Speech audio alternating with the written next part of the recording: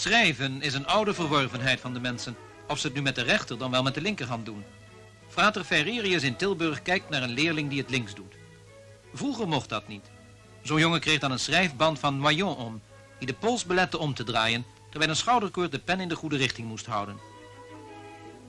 Die band is een van de voorwerpen uit de grootste verzameling van schrijfmiddelen die de frater heeft bijeengebracht en waarvan maar liefst 330 schrijfmachines deel uitmaken.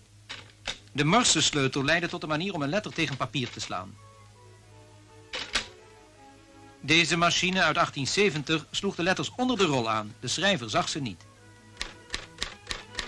Daarna kwamen machines waarvan men de aanslag wel zag.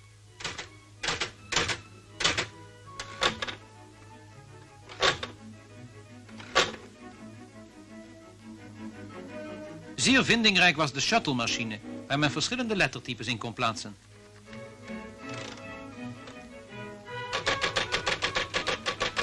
De beweegbare cilinder met letters kende vele variëteiten. Het kiezen van de letters is ook op vele manieren beproefd, zoals men in de verzameling van Frater Ferrerius kan zien.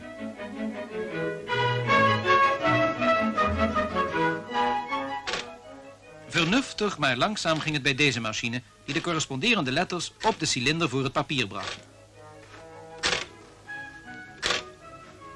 Naast een machine die lettertekens omzette in brailleschrift, staat de Chinese schrijfmachine, die met zijn 2200 karakters weinig toepassing heeft gevonden, doordat het schrift van links naar rechts loopt in plaats van onder naar boven. De verzameling van Frater Ferrerius is een zeldzaam boeiend geheel van menselijk vernuft.